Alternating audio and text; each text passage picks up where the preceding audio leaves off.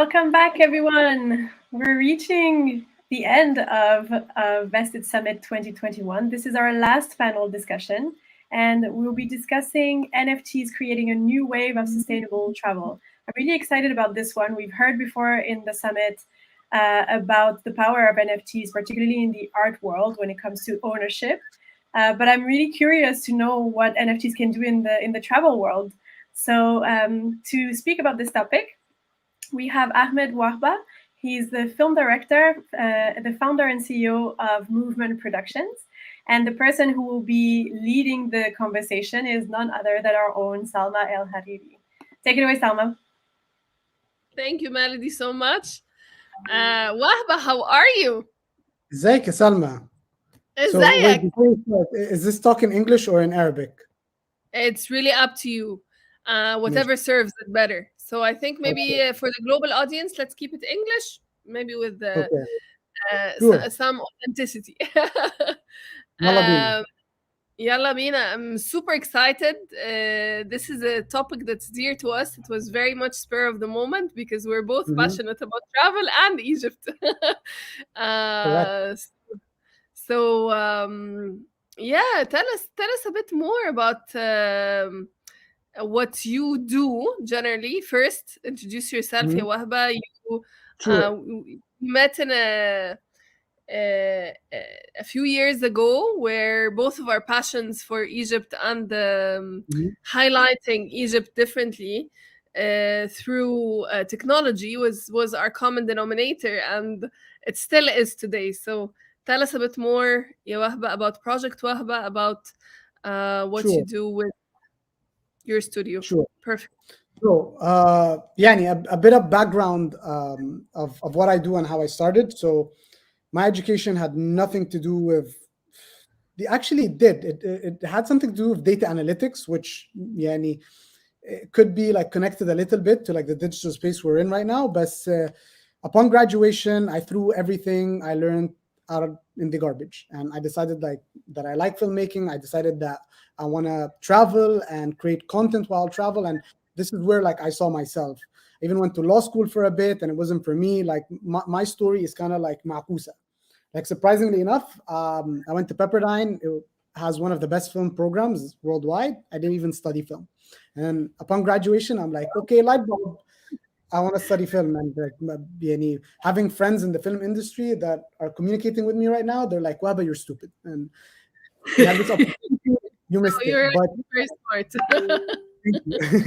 But in the end, it's a funny story, and I missed out on like actually being or like studying film in a great school. But in the end, it shows in you can do whatever you want to do regardless of what you want to study. Okay, let's throw this part out the window.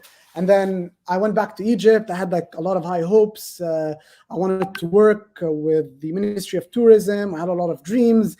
I had case studies. I went in to the ministry with a couple of pitches and I was turned down. Like every time I went in, I'm like, okay, guys, this was back in 2016. So let me kind of slow down a little bit because I feel like I'm missing parts of the story that might not be not make sense. So back in 2016, I came back to Egypt. Had this vision of like what Egypt could be when you compare it to its competitors. Usually we have around 11 million visitors a year, but compared to our competition, it's nothing. Like for example, in Turkey, you have 40 million visitors a year. With Dubai alone, you have 20 million visitors a year, almost double that of Egypt. And the thing is like we have a very strong brand, but there's a lot of opinions on how you can capitalize on it. And I saw social media as an opportunity for brand Egypt to kind of like take a step forward. And that's exactly what I did. And I went in, I pitched, I got turned down through the agencies that were responsible, that were representing the ministry during that time through the ministry. And I was like, you know what? I'm just going to do it myself. Created a couple of like Visit Egypt pages that blew off, alhamdulillah. And I was able to create a community. And let's just put like an underline about community, because I feel like this is how this whole talk is just going to get structured. And then it was a community about travel and about people that had interest of Egypt in general, whether it was Egyptology, whether it was Egypt, whether it's Egyptians just wanting to repost about Egypt and them wanting to tell their friends. And through that, I was able to leverage a community through the travel creators or influencers. I went to the biggest hotels in Egypt. I went to Egypt Air, and I created kind of like this free Egypt invitation. And I was able to leverage those deals with the airlines, with Egypt Air, or with a couple of the hotels in Egypt for me to create kind of like a once in a lifetime unforgettable experience for Egypt. And that had a lot of benefits for me personally, and it also had a lot of benefits for Visit Egypt in general. For starters, like back in 2017, whenever you go on YouTube and you type in Egypt, you just find like the old documentaries. I want to stop you. What is making you very passionate and excited about branding Egypt and its potential? Is it because you're Egyptian? Is it what is it specific? Is it because of the heritage? What's really drawing you so much and making you make all of the rest of the story, which we'll find out about? Sure. The main drive. So it's kind of a tricky question because my drive has shifted over the years. In the very beginning, I was like very passionate, just as anyone would be. However, I was naive.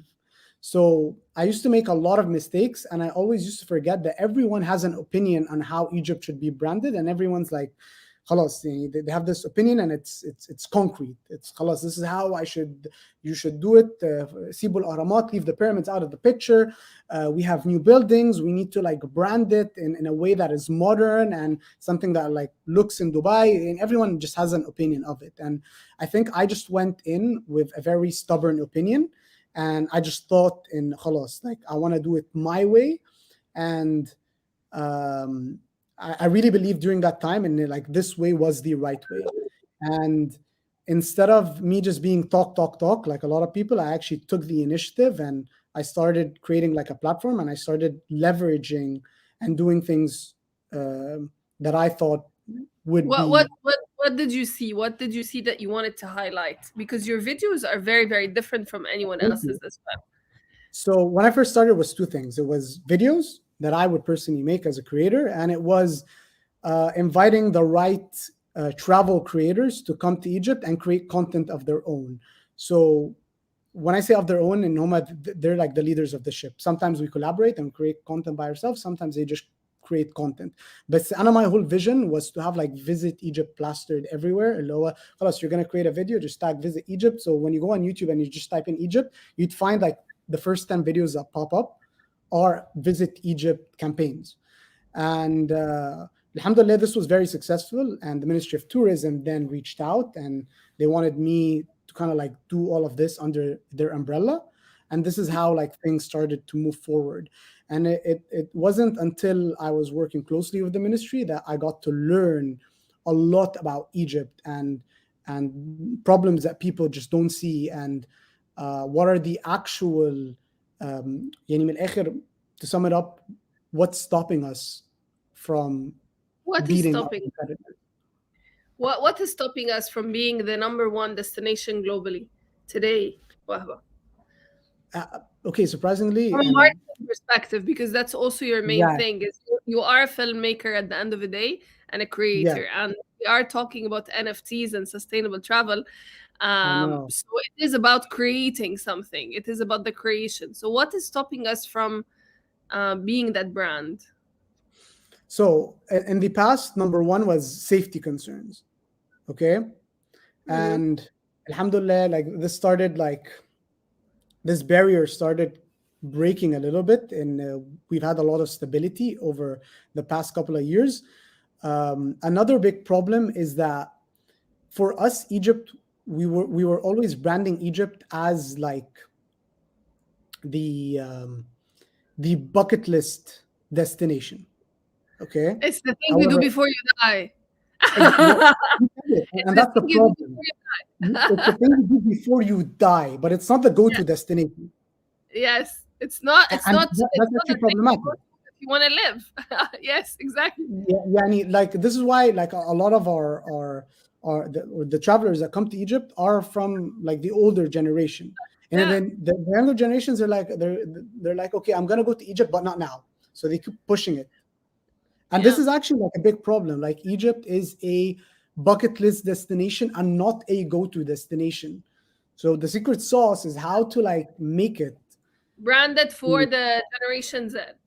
precisely. Another issue we have is infrastructure, which it's a whole issue. But when you come and you think of it, and you think of, I have a lot of travelers that want to come to Siwa, but getting from Cairo to Siwa is a hassle. It's an 11-hour car ride. Yes. Or a very expensive flight, but there's no like medium. And I guess those are like the three issues that are stopping us at the moment. وطبعا we have COVID, which the whole world is the whole world is dealing with the same issue. So I wouldn't categorize it as one of our mains. Okay, but it wasn't it also a marketing crisis of like not being able to even highlight what's there until you showed up, to be honest. I think and I'm doing you justice, really, because before that we used to see Shay Badawi ala Fsina and like this, and it used to be like Omar Khayyam style kind of orientalist kind of videos that are very slow, that they're not even communicating to us, really. Wallah ya Salma, I appreciate your amazing words. And you're right. Zaman, it was like very old school. Actually, this year I've seen a lot of stuff that I really enjoyed seeing. And أنا برضو ما كانش ليا ايد فيهم, but I saw a lot of people that have started taking brand Egypt and like fusing it with art or with events or with other stuff. And I think it's fantastic. I think like this is the right direction, or this is where it needs to go. That's what I wanted to ask you, is because you also did not do this alone. You did it with other creators. So at the beginning when I met you, you had been very much in touch with lots of other film creators globally that are branding destinations, that travel blogging is their thing. They know how to actually capture the essence of a place, and you were collaborating together on videos and on content. And I think that you've built a platform, not just kind of like the content that you build, but the platform of those networks of people that you can tap into and collaborate on. And this can take us to a whole different level on the NFTs once we move into this discussion. But I want to also highlight a bit of your background moving into this. All right. So, and again, throughout this conversation, I'm going to be circling community, because I think this is like where I'm going to talk most about in when we jump. So one big part that a lot of people don't understand is the creators that come, their value comes with the community that they bring. So when let's say like creator X creates like this very cool video about Egypt, it's not that there's just like a cool video online, it's how their community receives this video. So, and it's kind of like a snowball effect. So whenever I had like a big creator that was part of a Visit Egypt campaign in one way or the other, what happens is that smaller creators, they're okay. I don't want to call them smaller creators, but let's call them creators with a smaller follower base, kind of reach out and they want like a similar experience. So it's kind of like, it goes in like full circle. So it's not just like a creator that communicates with his community, but it's creator that communicates with his community, and then some of his community want to, kind of like send a similar message to their community, and then it kind of like loops around. So it creates like this like avalanche effect. We're talking about people that produce Justin Bieber's songs and that kind of like level of creators. And the smaller creators, we know what kind of small means, but the ones that you collaborate are really top tier. And again, they come with their following. People are following their stories, they're following their lives. And so when they post something, it is not that, oh, okay, that's a nice video, but it's actually inspiring people to actually want to move and go to this place because they want to walk the same foot or the same road that this person has walked, right? Precisely, 100%. And here's also why it's tricky, because travel is the most searched hashtag on Instagram. Okay. Which kind of gives you a sense of how dynamic and fast-paced it is. And even for me, it was tricky because it was hard to pick up on like what content works, what doesn't work. Like right now, travel, like what really gets like travel content glowing is like short 15-second TikTok videos, which isn't like my cup of tea, and it's not like stuff that I enjoy personally. I enjoy doing. However, it's kind of like where it's heading right now, and I guess like this is where we can like shift a little bit into like NFTs and what it means for travel. However, with any ministry in the world, not just Egypt, they need to be up to date, and it's very fast paced. So if something worked last year, and if we're moving right now to do what worked last year, it's not going to work this year. Travel is super fast. The way content moves in travel, you have to be like up on your feet. Like So we're slaves of the algorithm. What attracted those creators, Wahba, if we had the legacy content, kind of like the things that you would do before you die, and then the experiences and the infrastructure are not there. So what attracted those creators to come in and in the first place to be the early, I would say, early adopters of this new brand of Egypt somehow, and then want to actually create content here? And why would they care now? How would we engage more of them? So there's a lot of opinions on this. However, I see the greatest asset for brand Egypt is being one word: mystery. People love the mystery that comes with it. And طبعا a big part of it revolves around like ancient Egypt and what we have with Farana, Egyptology, and all of that. And I think this is like where we can create a very different modern narrative. Personally, I think what makes Egypt, what differentiates us, are two things.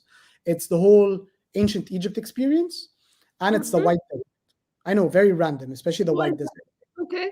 And the reason why I say these two is we have no competition when it comes to those aspects. Sometimes we're like, oh, you know what? Egypt has like beautiful beaches, which we do. We have like spectacular beaches: Sahel Shamali, Guna, Suma Bay, the Red Sea, like Sahel Hashish. Unbelievable, yeah? But we still have competition. And at the end of the day, when a traveler is thinking about beaches, he's going to think like 10 times before he chooses Egypt before the Maldives. Yeah? Of course. But with ancient Egypt, like zero competition. With the white desert, it's a piece of Mars. It's like spectacular. It's very hard to reach, and infrastructure is like almost like ground zero, but spectacular. It's a journey on its own, I guess. If it were up to me, I would like hammer on those two, and that's what I usually say. And طبعا like a lot of people wouldn't agree with the white desert because of safety concerns and infrastructure and all of that. But in the end, like I talk to travelers all the time. I talk to creators all the time. It's usually ancient Egypt, white desert, and Siwa. There's a lot of when I go outside, I see a lot of creators generally designing jewelry, designing t-shirts, designing so much more stuff, even who are not even Egyptian at all. They are people who just really love the, again, mysticism or the mystery behind ancient Egypt and the pharaohs and the gods and the goddesses, and they sing those songs to date, and it seems to be a winning formula for designers. So and they make a lot of money actually with this kind of stuff, left and right. I was just in Bali spending the summer this summer, and lots of creators over there were just selling. It was funny. It's like, I bought an Isis a necklace from a Russian creator in Bali. So it's just funny to know that this stuff exists in Khan Khalili all the time, but also, again, they have it with a modern twist because their design is infused with so much more than just the designers here. So tell us a bit more about, this is, again, a conscious tech summit. So this NFTs, which is a new tool for creators and designers to own the rights to their own work and be able to trade that with and distribute it to however people they want to, and also be able to monetize from it. So Hmm. what can NFTs today do to sustainable travel? Okay, great question. So, see, like whenever I talk about NFTs, there's always like this like 50% of the people in the room that just don't know What what an NFTs NFT are? is. And like I've seen like a lot of posts which indicate that there were a lot of discussions about NFTs, but I'm just gonna like explain it very, very quick. Please. NFT is like, it stands for non-fungible token, but so let's Mhm, replace the word fungible with like non-replaceable. And token is just like a very internety word. So it's like a non-replaceable piece of art, a mhm, digitalized piece of art. Okay. And there was a lot of success and like money grabs about like, you know, like certain NFTs that were bought for, I don't know, like a million, 2 million, 3 million. The numbers just go up. And this is why it gets like really fascinating, because it seems like a quick money grab. Okay, like how do I get into this? How do I make a lot of money? How do I sell my NFT? Blah, blah, blah, blah, blah. And there's like a million and one questions. Um, I got into this space last 6 months ago almost, or maybe more. I was on a trip to Dahab, and like the whole thing just fascinated me, and I started watching videos. And I'm like, "Khalas, as soon as I got back, I'm like, I started educating myself more about the subject, and it was a very fascinating field, not because of like the digital art, but for what it could do for future creators. And this mhm, is where it got my attention, because my problem with creating travel content is that I have to keep up to date with um, TikToks or Instagrams, like constant algorithms. And mhm, they don't cater my needs as a filmmaker or a photographer in the travel space. They don't at all. What they care about is fast consumable content. Instagram tries to compete with TikTok, and it's moving a lot more towards like fast consumable content, which goes against what I try to do, which is create something of value and something that has a narrative to storytelling. mhm, So whenever, as soon as I saw this opportunity, this gave me like this like green light bulb that kind of hit my head. And I was like, okay, well, NFT could be like my new platform that I am in control of, that where I can sell my own artwork, and where I do not have to slave away and chase an Instagram algorithm. Because in the mhm, end of the day, like, that's just how it felt to me as a creator. It just felt like I needed to adapt to certain algorithms, and at certain times I felt like I don't want to dance on Instagram. I don't want to make TikTok dancey. That's not me. So mhm. sorry guys, I'm no longer catering my needs. And NFT just, it seemed like a little ironic, and might be even like a bit too cliche, but it's like the democracy of like social media. Okay, But where I'm gonna pose a question. Isn't also part of the value the viewership itself? So what actually gives the content its worth? Sometimes. I mean, you could see something that's really, really a piece of art. It's like, you would appreciate it, and it is viral because it is unique. But there's also a big part of how content is kind of like valued because of its reach, somehow, because it was actually able to move this much million people around the globe. So wouldn't the NFTs kind of, and this is again a question, mm, wouldn't the NFTs go against somehow this claim? Or is it because there's so many people that are willing to bid and trade and do price wars towards this thing that they're trying to obtain, that it's actually going to give you this value? so I guess the answer would be of like, where does value come from? Like, and this is where like value is shifting. Like, we value, I can value water. If there's like a water crisis, then I'm gonna value water more than I'm gonna value my iPhone. So And I guess like when we talk about value, like the whole discussion could be shifted. لكن in a sense, when it comes to digital art in general, it's like I get it. I get why it's like a little hazy, and I get why like NFT to a lot of people can be laughable. You know, like Ida, I can just take it as a screenshot, but it's about more than that. It's about who owns the actual piece of art. So it's a different narrative once you look at it as a piece of art and who Yeah. actually owns that piece of art. Well, I can say the exact same thing. I can go to the Louvre and take a picture of Mona Lisa and خلاص شكرا مع السلامة. But again, this is bardo. I feel like right now it's such a confusing space because you see like some of like, I'm sorry, but like really dumb JPEGs that get sold for like a lot of money. But we need to coin it to what it is. It's just like a one-time incident, you know. It's huzz. It's someone like that's throwing the dice, and that's what's happening. But it's a different story once you have an artist with a community and people actually value that artist and value that community. And a lot of the NFT talk has been, or is actually still to this day, is about digital artists, but it's Yes. not, and it still has not been a highlight to photographers, filmmakers, or even musicians. Yes. Yes. Yes. Absolutely. And so this brings us to travel and sustainable travel, and you combine them both somehow. I'm back. Okay.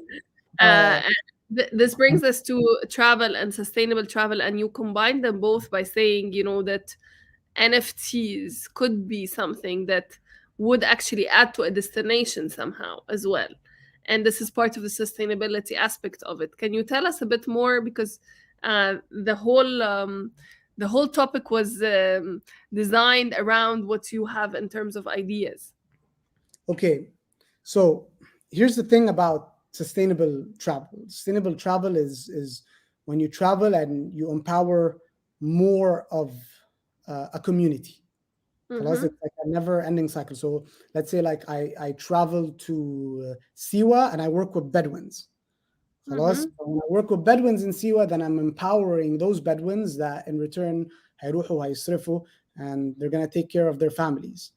It's a more sustainable cycle for the people of this community. And how I see this helping Egypt is when we start changing. Here's where برضو it gets very tricky, and حتى for me it's hard to explain, so I can imagine that anyone that's listening to it, NFT is always like a tricky subject. But whenever I reach out to influencers, they always want value. Okay, whenever I reach out to creators, they always want value, and the value is always in the terms of money. Yani, I'm gonna come to Egypt, I'm gonna take X amount of money, I'm gonna post X amount of pictures, we're gonna tag visit Egypt, blah blah blah, like shebang, like exactly like Dubai is doing or Saudi Arabia is doing, and yani our main competitors. But right now, the narrative is changing, and right now they see more value of taking a picture in Egypt and selling it as an NFT because it is more money. So it's no longer about brand deals. It's about the freedom to go and create whatever I want and selling it in the way that I want to. It's empowering photographers more. Okay, so why is this better? Here's the tricky part. Why is this better for Egypt brand or sustainable travel in Egypt? It's better because it creates a much bigger influx of people coming in. من ناحية creators. So for example, if I have a capacity of only getting like 10, 20, 100 creators a year, right now I have no capacity. The power is within the creator to actually come and create original content in which in return he could sell and kind of like justify his trip coming to Egypt. Right.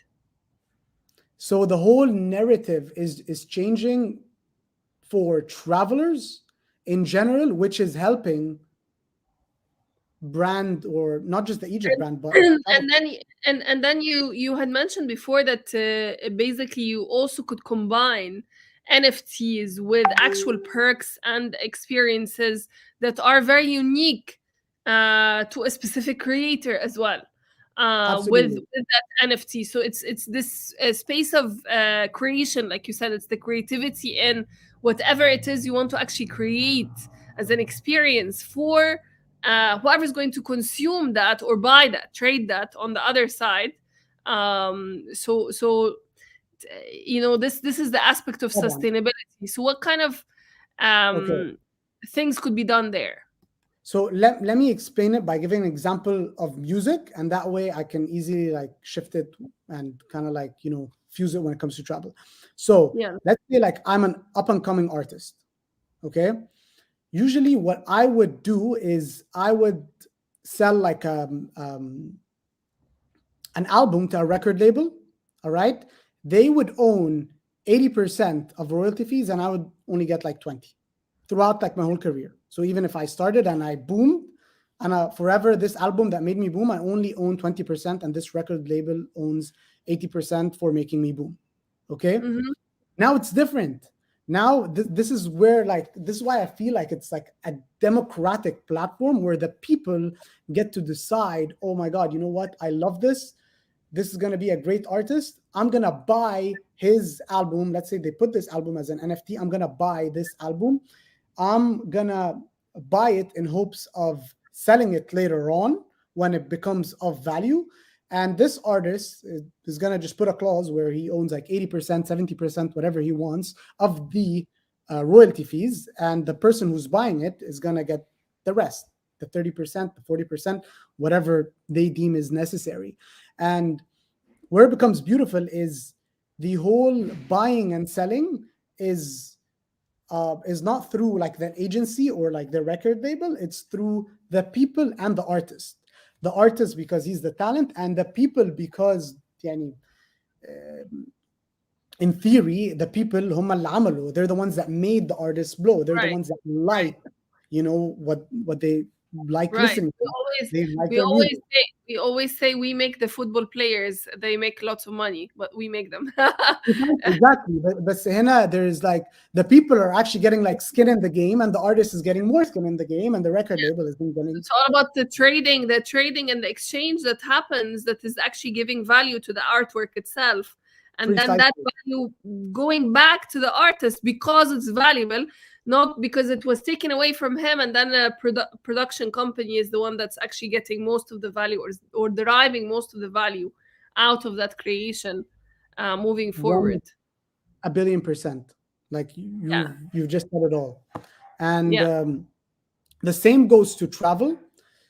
However, here's the spicy part. What's been happening with music, and when an artist releases a track, they started sticking in like some experiences that come with an NFT, which are also of value. For example, like a rising artist just launched an NFT, and with this NFT comes like unlimited tickets to any of her concerts. Which technically they have a value. Right now they might not have like a strong number to it, and she's still an up and coming artist, but later in the future, if someone believes that this artist is going to blow and she's going to be like selling a ticket for like $200 for like a concert ticket, then that's something big. For someone that's going to be a fan later on, that's a lot of money. Yes, so absolutely. So it is actually adding the users who are also part of the value in the equation, and not extracting value off of the creator himself. It's actually more distributed. It is what you said. It's like decentralizing the value that has been created among all the players that are involved in the creation process of value. And I know that time is up because Melody, whenever she shows up, but I wanted to give you a chance to tell us a bit more about something you wanted to announce. You told me about a very exciting experience, and so if you wanna share it with our crowd, it's very awesome. I would love to, and thank you for giving me the platform to do so. So, inshallah, next year, me and my team were along with Grid 13, who, mashallah, have provided one hell of an experience. we are launching an NFT exhibition. I don't want to say where, but it's in a museum, خلاص. And the whole journey is for anyone to walk. So you know what? The title is Time on Display, okay? And I think the title says it all, where any visitor gets to experience what Egypt was in the past and where it's like or how it's going to be like in the future. That's so beautiful. So, thank you. And طبعا يعني it's a bit tricky announcing it because there's a lot of stuff that I want to say but I can't say. But overall, I'm super excited about it. I'm excited to work about it. We are excited as well, ya Wahba. It's very refreshing to hear you speak about Egypt, which is an ancient civilization, one of the most ancient civilizations in the world, in a very modern technological twist, and keep deriving new value, new players, and younger audiences to invite them in a creative space, really, to come and explore more of the future, not just the past. So with that, I hand it off to Melody. Thank you so much for your time, and we can't wait to go to the exhibition ourselves. Precisely. I can't wait to see you guys. And unfortunately, I want to just tell you so much. You know what? I'll tell you in private. I think I already did tell you a lot, but in the meantime, look, if anyone's interested, please DM me. Is it something you can disclose? Maybe not the exact dates, but when is it around so that people can stay tuned? It's around springtime. Okay. I've disclosed already like a lot of information of how like the journey is gonna go, but it has a lot to do with NFTs. It has a lot to do with like Egypt in the past and where it's going towards in the future, which isn't really like a guess because the metaverse is kind of like taking over. NFTs is Bardo, I think we should have mentioned that it's not yani, it's not a topic of like a what if. It's actually happening and it's going to take over, and it's kind of like what happened with the internet. So that's why we're very confident in saying, and this is where the future goes, not just for Egypt but for the whole world. Okay, so weather time in Egypt is the most amazing weather time in the springtime. So if you do plan to come to Egypt in the spring, you definitely have to pass by Wahba's exhibition and do visit his Instagram account at Project Wahba to follow news that will follow up about the NFTs exhibition of A Display in Time. Thank you so much, Wahba, and wait to Melody. Thank you. Yeah, we'll be staying tuned then to hear all the next announcements about this exciting project that you have. Thank you so much. This was such an interesting conversation, and I think it was perfect to close kind of the panel discussions for the summit, this whole conversation about value and what we consider of value, etc., and the democratization as well of who decides what is of value. I think that's what the conscious tech movement is all about, right? It's also about, you know, what is of value, what technology is actually of value to the world, and redirecting financial value towards real value, real impact, right? So yeah, that was perfect. That was a perfect way to close. Next up, we have the very exciting Shark Zone pitching competition. So if you want to hear about startups, if you want to hear the startup pitches that are in the competition, stay tuned. Come back in just a few minutes when we will start. All right. Thank you, guys. Thank you.